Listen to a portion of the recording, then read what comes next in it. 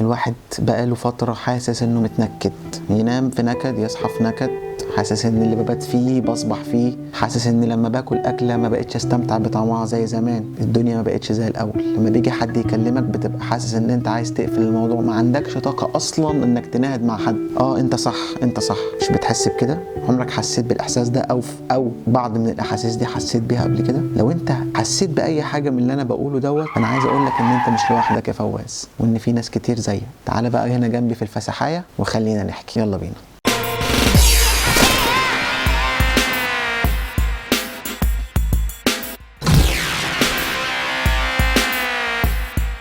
السلام عليكم ورحمة الله وبركاته يا جماعة اللي قاعدين معانا هنا في الفسحاية. أنا اسمي إسلام فاروق. تعالوا النهاردة نتكلم عن أسباب الاكتئاب. أسباب الاكتئاب كتيرة جدا، وفي منها بتبقى أسباب معروفة، يعني أنت مكتئب بسبب حاجة معينة حصلت، يعني حد توفى عندك، كان في نجاح معين كنت منتظره ما عملتوش، أو ولكن في أسباب تانية، وهي دي اللي أنا جاي أتكلم عليها النهاردة، اللي هي الكيمياء اللي بتحصل جوه جسمنا وبتأثر جدا على حالتنا المزاجية وعلى حالتنا النفسية. أنا جاي أكلمك النهاردة عن الهرمونات. في عندنا في جسمنا 8 هرمونات، لو فهمناهم كويس وعرفنا نتحكم فيهم صح وعرفنا اننا نسيطر عليهم، هنحس بتغير كبير جدا في حالتنا المزاجيه. اول هرمون عايز اكلمك عنه النهارده هو هرمون الكورتيزول. الكورتيزول يسمى بهرمون القلق. هو في الحقيقه الهرمون ده مهم جدا لجسمنا، يعني هو مش هرمون شرير بس بيسبب القلق، ولكن لا، هو ليه فوائد كتيره جدا. نقدر نسميه هو الهرمون اللي بيساعدك على انك تتجاوز اليوم، او ان اليوم بتاعك يعدي على خير. اول ما تصحى من النوم بتبقى مستويات الكورتيزول في جسمك عاليه، وبتفضل تقل على مدار اليوم. الكورتيزول بيتفرز اصلا من الغده الكظريه، ويبتدي ان هو ينتشر في الدم، يتحكم بقى في مستويات السكر اللي عندك، وينظم عمليه التمثيل الغذائي، يشتغل كمان كانه مضاد التهابات، ويساعد في تحسين الذاكره وتوازن الملح والميه في جسمك، وبيأثر على ضغط الدم. طيب يبقى فين المشكله؟ هو الهرمون زي ما انت شايف كده شغال معاك، بيساعدك في حاجات كتير في جسمك. المشكله ان الهرمون ده هو مصمم ان هو المفروض يكون مستوياته في جسم الانسان بتزيد وتقل على مدار اليوم. اما لو فضل مستوياته ثابته على مستويات عاليه او مستويات منخفضه، هنا تبتدي تحصل المشكله. ايه المشاكل اللي ممكن تحصل لو هرمون الكورتيزول زاد عندك؟ يحصل زياده في الوزن بشكل سريع جدا، يحصل ارتفاع في ضغط الدم، يحصل هشاشه في العظام، ضعف في العضلات، زياده في العطش، تكرار البول، تقلبات المزاج، وهي دي المشكله اللي احنا بنتكلم عليها. بل ان ارتفاع هرمون الكورتيزول كمان ممكن يقلل الرغبه الجنسيه، وعند الستات يؤدي لضربات اثناء فتره الحيض. دراسه في جامعه ستانفورد الامريكيه اتعملت عشان تشوف العلاقه ما بين الكورتيزول والزياده في الوزن. هل الواحد ممكن يتخن لو مستويات الكورتيزول زادت عنه؟ جابوا شويه فيران كده وبداوا ان هم يعرضوهم لمستويات عاليه جدا من الكورتيزول لمده 21 يوم، لكن هم كانوا بيحقنوهم بالكورتيزول دوت في فتره الصباح، في الفتره اللي بيكون اصلا مستوى الكورتيزول في جسمهم عالي. فبعد مرور 40 يوم لقوا ان الفيران ديت وزنها ما زادش ولا حاجه، رغم ان مستوى الكورتيزول في جسمهم كان اكتر ب 40 مره من المستوى الطبيعي اللي بيكون في جسمهم. لكن كرروا التجربه مره تانية وبداوا يحقنوا لهم الكورتيزول في الاوقات اللي بيكون في مستوى الكورتيزول في دمهم قليل، فلاقوا ان وزن الفيران زاد جدا. معنى الكلام ده ايه ونطلع منه بايه؟ نطلع منه ان مستوى الكورتيزول لما بيفضل في جسمك عالي لفترات طويله، ايه اللي بيحصل؟ اللي بيحصل ان يبدا فيه زياده في الوزن واعراض الاكتئاب والحاجات اللي احنا اتكلمنا عليها. كمل معايا الفيديو للاخر وانا هقول لك ازاي نحافظ على مستويات الكورتيزول في جسمنا في المعدلات بتاعتها الطبيعيه. الهرمون الثاني اللي انا عايز اتكلم عنه هو هرمون الدوبامين. الدوبامين هو من الهرمونز اللي بتتفرز في حاله الحصول على النشوه، او الحصول على المتعه، او الحصول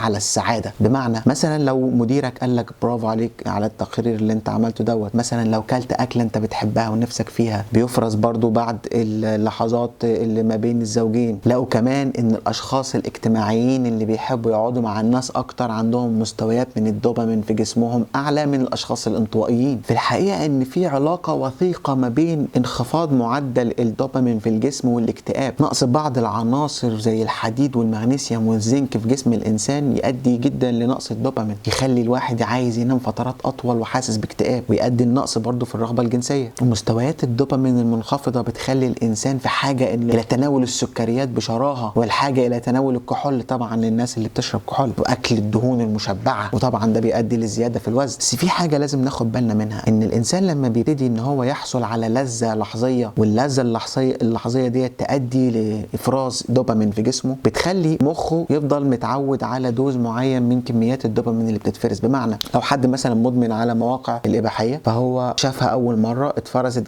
كميه من الدوبامين في جسمه، بعد شويه الكميه دي ما بقتش كافيه، اصبح انه محتاج اكتر، فيبقى يتفرج على فترات اطول وعلى اوقات قصيره بشكل اكبر، والحاجه اللي كانت بتاثر فيه وبتسعده ما بقتش تاثر، فمحتاج جرعات اكبر، محتاج عنف اكتر، وهكذا. ليه؟ لان كميه الدوبامين اللي بتتفرز في جسمه اصبحت غير كافيه. نفس تاثير المخدرات بالظبط، لان الدوبامين برضو بيتفرز لما الانسان يكون مدمن على المخدرات. فناخد بالنا ان مهم جدا ان افراز الدوبامين في الجسم ما ينفعش يكون على فترات متقاربه. طبعا ممارسه الرياضه بشكل مستمر بتساعد في تعزيز مستويات الدوبامين بشكل صحي في الجسم. تناول البروتينات برضو من الحاجات اللي بتساعد جدا في تعزيز مستوى الدوبامين في الجسم. تدوير على انجاز شخصي، وان يكون عندك حلم او هدف بتسعى ليه، ده يساعدك جدا جدا على ان مستوى الدوبامين في جسمك يكون في المستويات الصحيه. وطبعا شيء اساسي انك تنام من 7 ل 9 ساعات في اليوم بالليل، طبعا يساعدك على تكوين دوبامين بشكل مظبوط. الهرمون الثاني اللي احنا او الثالث اللي احنا عايزين نتكلم عنه النهارده هو هرمون السيروتونين. هرمون السيروتونين اللي هو هرمون السعاده. في فرق ما بين السيروتونين والدوبامين. الدوبامين هو هرمون اللي بيجي من اللذه والاحساس بالمتعه، لكن هرمون السيروتونين هو الهرمون اللي بيجي ساعه الاحساس بالسعاده، السعاده بتاعه العطاء، السعاده بتاعه تحقيق الذات، انك انت يبقى عندك ثقه في نفسك. ده بيجي من هرمون السيروتونين. الرغبه